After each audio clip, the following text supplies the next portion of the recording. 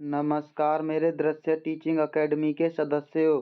आज हम रीट के लिए बहुत ही महत्वपूर्ण 60 प्रश्नों की प्रैक्टिस करने वाले हैं। ये 60 प्रश्न सीडीपी के होने वाले हैं। शायद आप मेरा नाम नहीं जानते होंगे। मेरा नाम विवेक है। तो चलिए देर न करते हुए पहला प्रश्न है, बाल विकास का अध्ययन मुख्य रूप से किसके बारे में है। पहला ऑप्शन है बच्चों की जैविक वृद्धि के बारे में, बच्चों की मानसिक और सामाजिक वृद्धि के बारे में, तीसरा केवल बौद्धिक विकास के बारे में, केवल नैतिक विकास के बारे में। इस प्रश्न का सही जवाब ऑप्शन बी है, बच्चों की मानसिक और सामाजिक वृद्धि के बारे में है। बाल विकास का अध्ययन केवल शब्द दोनों जगह दे रखा है, तो ये दोनों ऑप्शन नकारात्मक हैं। केवल नकारात्मक में आता है अधिकतर। प्रश्न नंबर 2 है, पियाजे के अनुसार संज्ञानात्मक विकास के कितने चरण होते हैं। पहला है 2 चरण, दूसरा 3 चरण, 4 चरण या 5 चरण। इस प्रश्न का सही जवाब ऑप्शन सी है। जीन पियाजे ने संज्ञानात्मक विकास के 4 चरण दिए थे। संवेदी प्रेरक ये होता है 0 से 2 वर्ष, पूर्व संक्रियात्मक ये होता है 2 से 7 वर्ष, तीसरा है मूर्त संक्रियात्मक ये होता है 7 से 11 वर्ष, और चौथा है अमूर्त संक्रियात्मक, इसे हम औपचारिक संक्रियात्मक भी कहते हैं, ये होता है 11 से ऊपर की अवस्था के लिए। प्रश्न नंबर 3 है, निकटस्थ विकास का क्षेत्र जिसे जेडपीडी भी कहते हैं की संकल्पना किसने दी। पहला ऑप्शन है जीन पियाजे ने, दूसरा है स्किनर ने, तीसरा वाइगोत्स्की ने, चौथा कोहलबर्ग ने। इस प्रश्न का सही जवाब ऑप्शन सी है, लेव वाइगोत्स्की ने दिया था। जेडपीडी निकटस्थ विकास का क्षेत्र। प्रश्न नंबर 4 है, अधिगम का सबसे प्रभावशाली तरीका कौन सा है। पहला ऑप्शन है रटकर याद करना, दूसरा व्याख्यान विधि, तीसरा अनुभव पर आधारित शिक्षण, चौथा सजा देकर सिखाना। एक चीज समझ लीजिए, रटकर और याद करना ये दोनों शब्द नकारात्मक हैं। व्याख्यान विधि प्राथमिक स्तर पर नकारात्मक होती है, और बच्चों को सजा देना ये उच्च प्राथमिक और प्राथमिक दोनों में नकारात्मक है।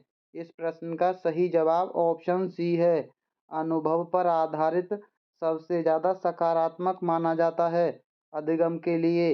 प्रश्न नंबर 5 है, कौन सा सिद्धांत कहता है कि बच्चे अपने परिवेश से सीखते हैं। पहला ऑप्शन है व्यवहारवाद का सिद्धांत, संज्ञानात्मक विकास का सिद्धांत, समाज आर्थिक सिद्धांत या निर्माणवाद का सिद्धांत। इस प्रश्न का सही जवाब ऑप्शन ए है, व्यवहारवाद का सिद्धांत। व्यवहारवाद दिया था जेवी वॉटसन ने। प्रश्न नंबर 6 है, थॉर्नडाइक का प्रभाव का नियम क्या बताता है। पहला ऑप्शन है सभी सीखने का आधार पुनरावृत्त होता है, सीखने में रुचि का कोई महत्व नहीं होता, सकारात्मक परिणाम सीखने को मजबूत करते हैं, केवल बुद्धिमान बच्चे ही सीखते हैं। यहाँ केवल शब्द दे रखा है, तो ये नकारात्मक हो गया, और सीखने में रुचि का महत्व नहीं होता ये भी नकारात्मक की श्रेणी में आएगा। यानी इस प्रश्न का सही जवाब ऑप्शन सी है, सकारात्मक परिणाम सीखने को मजबूत करते हैं। प्रश्न नंबर 7 है, कोहलबर्ग का नैतिक विकास का सिद्धांत कितने स्तरों में विभाजित है। पहला ऑप्शन है 2 स्तरों में, 3 स्तरों में, 4 स्तरों में या 6 स्तरों में। इस प्रश्न का सही जवाब है ऑप्शन बी, 3 स्तरों में विभाजित है। कोहलबर्ग के 3 स्तर हैं। पहला है पूर्व परंपरागत, दूसरा है परंपरागत, तीसरा है उत्तर परंपरागत। ये कोहलबर्ग के नैतिक विकास के 3 स्तर हैं। प्रश्न नंबर 8 है, निम्न में से कौन सी विशेषता बालक केंद्रित शिक्षा की है। पहला है अनुशासन पर जोर देना, शिक्षकों का आधिपत्य, बच्चों की रुचि और आवश्यकताओं की ओर को ध्यान में रखना, कठोर मूल्यांकन प्रणाली। अनुशासन के लिए किया गया कार्य नकारात्मक होता है और शिक्षकों का आधिपत्य होता है शिक्षक केंद्रित ना कि बाल केंद्रित में। और कठोर शब्द ये भी नकारात्मक होता है। एकमात्र ऑप्शन बचा जो सकारात्मक है, बच्चों की रुचियों और आवश्यकताओं को ध्यान में रखना चाहिए। प्रश्न नंबर 9 है, अधिगम सक्षमता से प्रभावित बालक को क्या कहा जा सकता है? पहला ऑप्शन है मंदबुद्धि बालक, दूसरा विशेष आवश्यकता वाला बालक, तीसरा सामान्य बालक, चौथा आलसी बालक। इस प्रश्न का सही जवाब ऑप्शन बी है, विशेष आवश्यकता वाला बालक। प्रश्न नंबर 10 है, सकारात्मक सुदृढ़ीकरण किसके सिद्धांत से जुड़ा है? पहला ऑप्शन है पियाजे के, वाइगोत्स्की के, स्किनर के, ब्रूनर के। इस प्रश्न का सही जवाब है ऑप्शन सी, स्किनर के सिद्धांत से जुड़ा हुआ है, पॉजिटिव रीइंफोर्समेंट। प्रश्न नंबर 11 है, अधिगम कठिनाइयाँ मुख्य रूप से किसके संबंधित होती हैं? किससे संबंधित होती हैं अधिगम कठिनाइयाँ? मानसिक विकलांगता से, संवेगात्मक विकार से, संज्ञानात्मक प्रक्रियाओं में बाधा से या अनुशासन की कमी से। इस प्रश्न का सही जवाब ऑप्शन सी है, संज्ञानात्मक प्रक्रियाओं में बाधा से। प्रश्न नंबर 12 है, डिसलेक्सिया मुख्य रूप से किससे जुड़ी अधिगम कठिनाई है? पहला है गणितीय गणना से संबंधित, लिखने की समस्या से संबंधित, पढ़ने में कठिनाई से संबंधित, भाषा समझने में कठिनाई से संबंधित। इसको याद रखने की हमने अपनी हर एक वीडियो में एक ट्रिक बताई है, LUX यानी लक्स साबुन। लक्स साबुन पर लक्स लिखा रहता है, LUX। आप सब लोगों ने देखा ही होगा। देखने में ये लगता है लुक्स जैसा, लेकिन हम इसको पढ़ते हैं लक्स, यानी पढ़ने में थोड़ी बहुत प्रॉब्लम तो होती है। और लक्स से याद रख लीजिए लेक्सिया, लेक्सिया यानी पढ़ने संबंधी कठिनाई। प्रश्न नंबर 13 है, यदि कोई बच्चा अंक समझने और गणितीय गणनाएँ करने में कठिनाई महसूस करता है तो उसे क्या कहा जाता है? पहला है डिसलेक्सिया, दूसरा डिस्ग्राफिया, तीसरा डिसकैलकुलिया, चौथा हाइपर एक्टिविटी। इस प्रश्न का सही जवाब ऑप्शन सी है, डिसकैलकुलिया। इसको याद रखने के लिए आप सब लोगों ने कैलकुलेटर देखा ही होगा। कैलकुलेटर काम करता है गणित संबंधी क्रियाओं का, तो कैलकुलेटर से याद रख लीजिए कैलकुलिया। और कैलकुलिया काम करता है गणित का, तो गणित संबंधी कठिनाई के लिए डिसकैलकुलिया। और पढ़ने संबंधी लेक्सिया मतलब लक्स, पढ़ने संबंधी से डिसलेक्सिया। प्रश्न नंबर 14 है, डिस्ग्राफिया का तात्पर्य है? पढ़ने में कठिनाई यानी डिसलेक्सिया का उदाहरण है, गणितीय समस्याओं को हल करने में कठिनाई डिसकैलकुलिया का है, लिखने में कठिनाई और भाषा समझने में कठिनाई। इस प्रश्न का सही जवाब ऑप्शन तीसरा है, लिखने में कठिनाई। अगर हम चाहते तो एक ही प्रश्न में ये सारी चीज़ें आपको समझा देते, लेकिन MCQ में प्रश्न आँखों के सामने अधिक देर तक रहता है, इससे आपको प्रश्न लंबे समय तक याद रहता है, व्याख्याएँ आप लंबे समय तक याद नहीं रख पाते हैं। और इस तरह से हम समझा रहे हैं कि आप जीवन भर नहीं भूलोगे।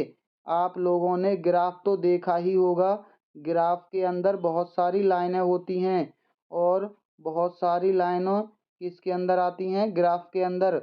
और लाइन किसके अंदर आती हैं? लिखना प्रारंभ करते हैं लाइन से, तो लिखने संबंधी समस्या डिस्ग्राफिया से। प्रश्न नंबर 15 है, अधिगम कठिनाइयों से ग्रस्त बच्चों के लिए सबसे उपयुक्त शिक्षण विधि कौन सी होगी? पहला है रट रटने वाली विधि यानी नकारात्मक विधि होती है। पारंपरिक व्याख्यान विधि यानी नकारात्मक विधि, गतिविधि आधारित अधिगम और दंडात्मक। यहाँ आपको बड़ी आसानी से इस प्रश्न का सही जवाब मिल गया होगा। ऑप्शन तीसरा। प्रश्न नंबर 16 है, निम्नलिखित में से कौन सा लक्षण अधिगम कठिनाइयों से ग्रस्त बच्चों में देखा जा सकता है? पहला है आत्मविश्वास में कमी, दूसरा ध्यान केंद्रित करने में कठिनाई, तीसरा लेखन और पठन में परेशानी, चौथा उपरोक्त सभी। इस प्रश्न का सही जवाब ऑप्शन डी है, उपरोक्त सभी। आत्मविश्वास में कमी होती है, ध्यान केंद्रित करने में कठिनाई होती है और लिखने और पढ़ने में भी परेशानी होती है। ये तीनों समस्याएं होती हैं, लक्षण है अधिगम कठिनाइयों के।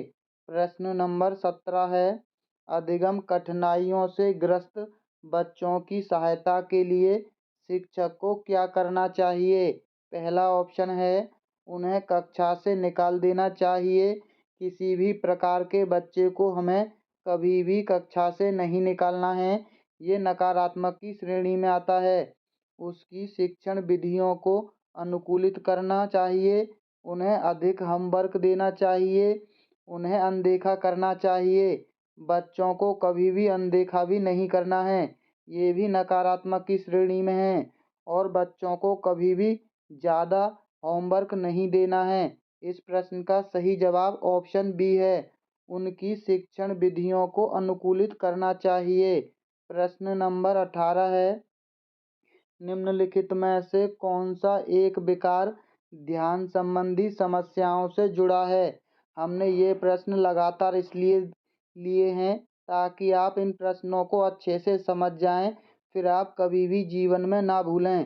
पहला डिसलेक्सिया, लेक्सिया मतलब लिखने संबंधी विकार। दूसरा एच डी ADHD और तीसरा है डिसकैलकुलिया, कैलकुलेटर यानी गणितीय संबंधी विकार। और डिसग्राफिया, ग्राफ मतलब लिखने संबंधी समस्या।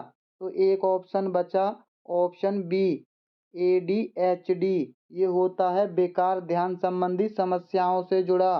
प्रश्न नंबर 19 है, डिसलेक्सिया से ग्रस्त बच्चे के लिए सबसे उपयुक्त शिक्षण तकनीकी कौन सी होगी? डिसलेक्सिया था, आप लोगों ने मूवी देखी ही होगी तारे ज़मीन पर। उस बच्चे को उसके अंदर डिसलेक्सिया था। पहला ऑप्शन है मल्टी सेंसरी विधि, दूसरा केवल आ गया शब्द यानी नकारात्मक हो गया, समूह चर्चा, पाठ्य पुस्तकों पर निर्भरता। इस प्रश्न का सही जवाब ऑप्शन ए है, मल्टी सेंसरी विधि। प्रश्न नंबर 20 है, बच्चे का संज्ञानात्मक विकास मुख्य रूप से किस पर निर्भर करता है? पहला आनुवांशिकता पर, दूसरा पर्यावरण पर, तीसरा शिक्षा पर, उपरोक्त सभी पर। इस प्रश्न का सही जवाब ऑप्शन डी है, संज्ञानात्मक विकास आनुवांशिकता, पर्यावरण और शिक्षा और वातावरण पर भी निर्भर करता है। प्रश्न नंबर 21 है, बाल्यावस्था को किसका स्वर्णिम युग कहा जाता है? पहला सामाजिक विकास का, संज्ञानात्मक विकास का, शारीरिक विकास का, नैतिक विकास का। इस प्रश्न का सही जवाब ऑप्शन ए है, सामाजिक विकास का स्वर्णिम युग कहा जाता है बाल्यावस्था को।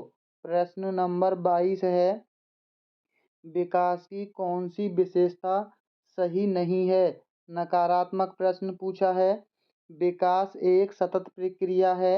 विकास यहाँ केवल शब्द मिल गया आपको, यानी यही ऑप्शन नकारात्मक है। बाकी के और ऑप्शन चेक कर लीजिए। विकास व्यक्ति व्यक्ति में भिन्न होता है, यानी प्रत्येक व्यक्ति में भिन्न होता है, ये भी सही कथन है। विकास सामान्य से जटिल की ओर होता है, ये भी कथन सही है। बी ऑप्शन ही गलत दे रखा है, केवल शब्द आ गया तो नकारात्मक, और प्रश्न भी नकारात्मक पूछा है, इसीलिए इस प्रश्न का सही जवाब ऑप्शन बी होगा। प्रश्न नंबर 23 है, मानसिक विकास में सबसे अधिक प्रभाव किसका होता है? आनुवांशिकता का, शिक्षा का, समाज का या परिवार का? इस प्रश्न का सही जवाब ऑप्शन ए है। आनुवांशिकता का सबसे अधिक प्रभाव होता है। प्रश्न नंबर 24 है। वाइगोत्स्की के अनुसार सीखने की प्रभावी अवस्था कौन सी होती है? पहला है स्वतंत्र समस्या समाधान अवस्था, नज़दीकी विकास क्षेत्र अवस्था, सामाजिक सहयोग की अवस्था या व्यक्तिगत प्रयास की अवस्था। इस प्रश्न का सही जवाब ऑप्शन बी है। नज़दीकी विकास क्षेत्र की अवस्था सीखने की सबसे प्रभावी अवस्था है। प्रश्न नंबर 25 है। स्कीमा का सिद्धांत किसने दिया? पहला है कोहलबर्ग ने, वाइगोत्स्की ने, जीन पियाजे ने या ब्रूनर ने। इस प्रश्न का सही जवाब ऑप्शन सी है। जीन पियाजे से संबंधित है स्कीमा शब्द। प्रश्न नंबर 26 है। आंतरिक वाचन की अवधारणा किस मनोवैज्ञानिक ने दी? पहला है जीन पियाजे ने, लेव वाइगोत्स्की ने, थॉर्नडाइक ने या कोहलर ने। इस प्रश्न का सही जवाब ऑप्शन बी है, लेव वाइगोत्स्की ने। आंतरिक के हम जो जितने भी प्रयोग हैं हम लैब के अंदर करते हैं, यानी आंतरिक प्रयोग लैब के अंदर होते हैं। तो आंतरिक वाचन लेव वाइगोत्स्की। प्रश्न नंबर 27 है। थॉर्नडाइक ने सीखने के कितने नियम बताए हैं? पहला है 2 नियम, 3 नियम, 4 नियम, 5 नियम। इस प्रश्न का सही जवाब है ऑप्शन बी। थॉर्नडाइक ने सीखने के 3 नियम बताए हैं। पहला नियम है तत्परता का नियम, दूसरा नियम है अभ्यास का नियम, तीसरा नियम है प्रभाव का नियम। प्रश्न नंबर 28 है। अधिगम का अर्थ है? पहला ऑप्शन है ज्ञान प्राप्त करना, दूसरा है व्यवहार में परिवर्तन, तीसरा है कौशल विकसित करना, चौथा है सभी। इस प्रश्न का सही जवाब ऑप्शन डी है, सभी। ज्ञान प्राप्त करना अधिगम का अर्थ होता है, व्यवहार में परिवर्तन करना भी अधिगम होता है और कौशल विकसित करना भी अधिगम का हिस्सा है। प्रश्न नंबर 29 है। शिक्षण अधिगम प्रक्रिया का मुख्य उद्देश्य क्या है? पहला ऑप्शन है परीक्षा पास करना, दूसरा नैतिक शिक्षा देना, तीसरा छात्रों के सर्वांगीण विकास को बढ़ावा देना, चौथा है केवल जानकारी देना। केवल शब्द यानी नकारात्मक। इस प्रश्न का सही जवाब ऑप्शन सी है, छात्रों के सर्वांगीण विकास को बढ़ावा देना। सर्वांगीण विकास सबसे ज़्यादा सकारात्मक शब्द है। परीक्षा शब्द नकारात्मक की श्रेणी में आता है जब तक परीक्षा के बारे में कोई प्रश्न ना पूछा गया हो। प्रश्न नंबर 30 है। प्रभावी शिक्षण के लिए शिक्षक को क्या करना चाहिए? केवल शब्द आ गया, व्याख्यान पहला ही नकारात्मक हो गया। छात्रों को अधिक गृह कार्य देना, ये दोबारा अलग तरीके से प्रश्न पूछा गया है, ये भी नकारात्मक हो गया। सहभागितापूर्ण शिक्षण अपनाना और केवल पाठ्य, ये भी नकारात्मक। इसका सही जवाब एकमात्र ऑप्शन बचा, ऑप्शन सी, सह सहभागितापूर्ण शिक्षण अपनाना। प्रश्न नंबर 31 है। प्रेरणा का मुख्य स्रोत क्या हो सकता है?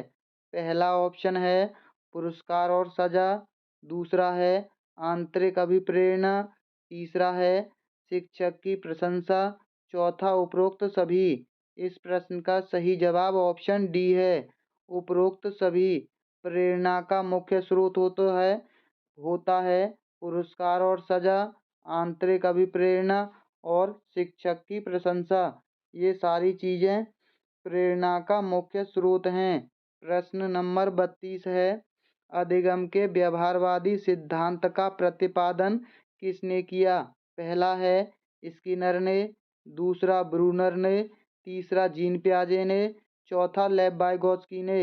इस प्रश्न का सही जवाब ऑप्शन ए है, स्किनर ने दिया था व्यवहारवादी सिद्धांत का प्रतिपादन। जीन पियाजे ने संज्ञानात्मक विकास और लेव वाइगोत्स्की ने नैतिक विकास का सिद्धांत। प्रश्न नंबर 33 है।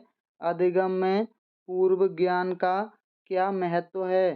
पहला है नई सीखने में सहायता करता है। अधिगम का बाधित करता है। अधिगम को बाधित करेगा, नकारात्मक चीज होगी, कोई प्रभाव नहीं डालता, केवल भी नकारात्मक शब्द। भाषा अधिगम में सहायक होता है, ये केवल आ गया तो ये नकारात्मक हो गया। इस प्रश्न का सही जवाब ऑप्शन ए है, नया सीखने में सहायता करता है। प्रश्न नंबर 34 है, एक प्रभावी शिक्षक की पहचान क्या होनी चाहिए? पहला ऑप्शन है वह छात्रों को डराकर रखे। डराकर रखना नकारात्मक होता है। केवल पुस्तक ज्ञान पर निर्भर हो, ये भी नकारात्मक हो गया। और चौथे ऑप्शन में भी आपको केवल शब्द दिखाई दे रहा है। केवल एकमात्र ऑप्शन है जो सकारात्मक है, छात्रों की आवश्यकताओं को समझे और सीखने का अनुकूल वातावरण बनाए। ये सबसे ज़्यादा सकारात्मक ऑप्शन है और प्रश्न भी सकारात्मक पूछा गया है।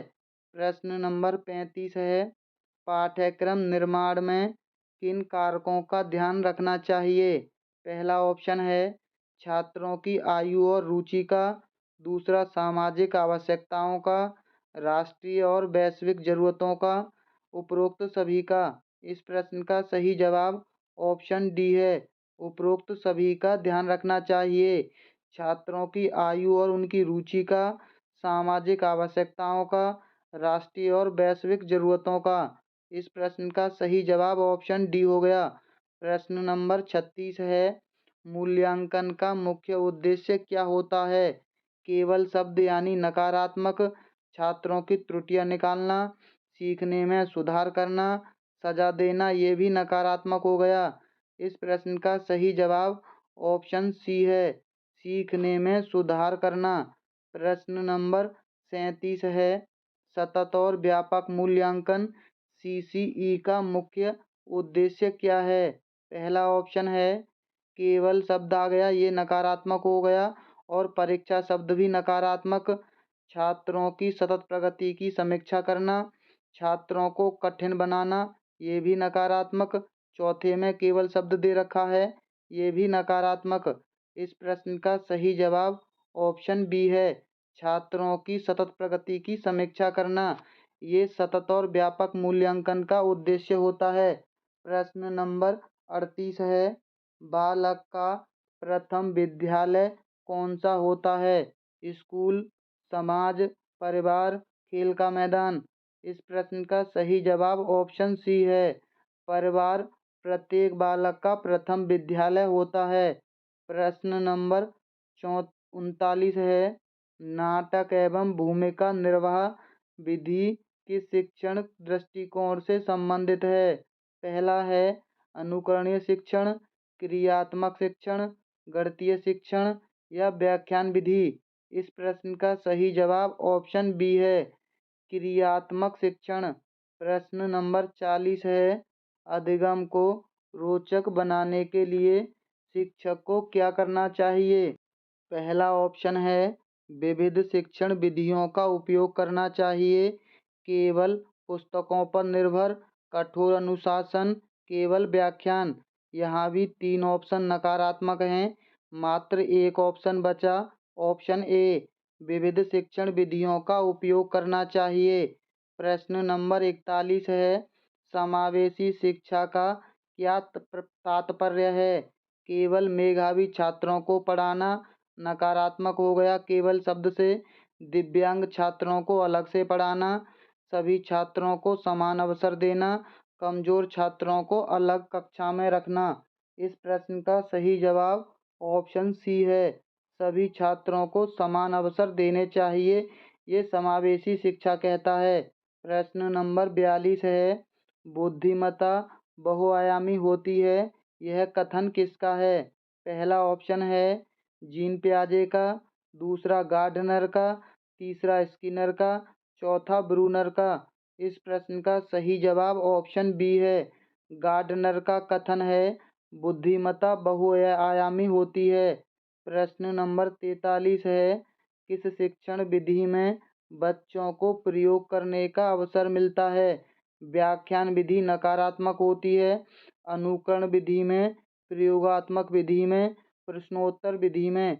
इस प्रश्न का सही जवाब ऑप्शन सी है। प्रयोगात्मक विधि में बच्चों को प्रयोग करने के अवसर मिलता है। प्रश्न नंबर 44 है। प्राथमिक कक्षा के बच्चों को सीखने के लिए सर्वश्रेष्ठ तरीका है। पहला ऑप्शन है सीखना नहीं, यहाँ सिखाना होना चाहिए। पहला ऑप्शन है अनुकरण और क्रियात्मक शिक्षण। दूसरा केवल पाठ है। यहाँ भी देख लीजिए केवल शब्द दे रखा है। अनुशासन नकारात्मक, केवल नकारात्मक। ये इसका सही जवाब है। अनुकरण और क्रियात्मक शिक्षण पर आधारित होना चाहिए। प्रश्न नंबर 45 है। सीखने में भाषा का महत्व है। केवल भाषा विषय सहायक है, संपूर्ण संज्ञानात्मक विकास सहायक है, संचार के लिए आवश्यक कोई महत्व नहीं। बी इसका सही जवाब है। संपूर्ण संज्ञानात्मक विकास में सहायक है। प्रश्न नंबर 46 है। खेल आधारित शिक्षण क्यों महत्वपूर्ण है? यह बच्चों में रुचि बनाए रखता है, यह केवल मनोरंजन के लिए है, यह केवल खेलों तक सीमित है, यह अधिगम में बाधा डालता है। तीन ऑप्शन नकारात्मक। ए इसका सही जवाब। प्रश्न नंबर 47 है। बच्चों को सृजनात्मक बनाने के लिए शिक्षक को क्या करना चाहिए? उन्हें नए विचारों को व्यक्त करने के अवसर देने चाहिए। केवल पाठ है, केवल अनुशासन, अधिक गृह कार्य, यानी तीनों नकारात्मक। ए सही जवाब। प्रश्न नंबर 48 है। विकास का सिद्धांत क्या दर्शाता है? यह क्रमशः और व्यवस्थित रूप से होता है, यह अनियमित होता है, यह सभी बच्चों में समान होता है, या यह केवल पर्यावरण पर निर्भर करता है। इस प्रश्न का सही जवाब ऑप्शन ए है। यह क्रमशः व्यवस्थित रूप से होता है। प्रश्न नंबर 49 है। बाल विकास का सबसे संवेदनशील काल कौन सा है? पहला ऑप्शन है किशोरावस्था, शैशवावस्था, वयस्कता या वृद्धावस्था। इस प्रश्न का सही जवाब ऑप्शन बी है। शैशवावस्था सबसे संवेदनशील काल है और जीन पियाजे ने भी शैशवावस्था यानी 0 से 2 वर्ष को संवेदी प्रेरक के अंदर रखा है। प्रश्न नंबर अगला है। ब्रूनर का संज्ञानात्मक विकास सिद्धांत किस पर आधारित है? भाषा विकास पर, खोज आधारित अधिगम पर, सामाजिक प्रभाव पर या अनुकरण सिद्धांत पर? ब्रूनर का संज्ञानात्मक विकास का सिद्धांत खोज पर आधारित है। प्रश्न नंबर अगला है। इसके फोल्डिंग की अवधारणा किसने दी थी? पहला है वाइगोत्स्की ने, जीन पियाजे ने, थॉर्नडाइक ने या स्किनर ने? इस प्रश्न का सही जवाब ऑप्शन ए है। लेव वाइगोत्स्की ने इसके फोल्डिंग की अवधारणा दी थी। प्रश्न नंबर अगला है। बौद्धिक विकास का सर्वोत्तम संकेत क्या होता है? पहला है रटने की क्षमता, समस्या समाधान करने की योग्यता, अनुकरण करने की क्षमता, स्मरण करने की क्षमता। इस प्रश्न का सही जवाब ऑप्शन बी है। समस्या समाधान करने की योग्यता। प्रश्न नंबर अगला है। कौन सा अधिगम सिद्धांत प्रयास और त्रुटि पर आधारित है? पावलाव का शास्त्रीय अनुबंधन, थॉर्नडाइक का अधिगम सिद्धांत, स्किनर का प्रचलन अनुबंधन, वाइगोत्स्की का सामाजिक सांस्कृतिक सिद्धांत। इस प्रश्न का सही जवाब है ऑप्शन बी। थॉर्नडाइक का अधिगम सिद्धांत प्रयास और त्रुटि पर आधारित होता है। अगला प्रश्न है। कक्षा में एक शिक्षक को बच्चों के संज्ञानात्मक विकास में सहायता करने के लिए क्या करना चाहिए? ये प्रश्न दोबारा रिपीट हुआ है। बच्चों को सक्रिय रूप से भाग लेने देना चाहिए। प्रश्न नंबर अगला है। मनोवैज्ञानिक परिपक्वता का क्या अर्थ होता है? पहला है शारीरिक विकास की पूर्णता, दूसरा भावनाओं को समझने और नियंत्रित करने की क्षमता, केवल बुद्धि का विकास, केवल सामाजिक व्यवहार। इस प्रश्न का सही जवाब ऑप्शन बी है। भावनाओं को समझने और नियंत्रित करने की क्षमता। प्रश्न नंबर अगला है, बच्चों के विकास में खेल का क्या महत्व है? प्रश्न ऑप्शन हैं, यह समय की बर्बादी है। दूसरा है, यह केवल मनोरंजन का साधन है। यह संज्ञानात्मक और सामाजिक विकास में सहायक है। यह केवल शारीरिक विकास को प्रभावित करता है। इस प्रश्न का सही जवाब ऑप्शन सी है। यह संज्ञानात्मक और सामाजिक विकास में सहायक होता है। इस वीडियो का ये आखिरी प्रश्न है, यानी प्रश्न नंबर 60। संवेदनशील अवधि की अवधारणा किसने प्रस्तुत की? जीन पियाजे ने, मारिया मॉन्टेसरी ने, कोहलबर्ग ने, ब्रूनर ने? इस प्रश्न का सही जवाब ऑप्शन बी है, मारिया मॉन्टेसरी ने। यानी एक महिला थी और संवेदनशील अवधि यानी शिशु अवस्था बच्चा केवल अपनी माँ के पास रहता है। सबसे अधिक बच्चा शिशु अवस्था में अपनी माँ के पास रहता है, यानी महिला के पास रहता है। आप इसलिए इसे इस तरह से लंबे समय तक याद रख सकते हैं। अगर आपको ऐसे ही बिना टाइम वेस्ट की अच्छी प्रैक्टिस करनी है तो आप हमारी वीडियो को लाइक और हमारे चैनल को सब्सक्राइब कर लीजिए। अगर आपको 30-30 प्रश्नों के लिए अपना 1 घंटा बर्बाद करना है तो फिर आपकी मर्जी है। तो चलिए मिलते हैं बहुत जल्द अगली वीडियो में। वीडियो देखने के लिए बहुत बहुत धन्यवाद।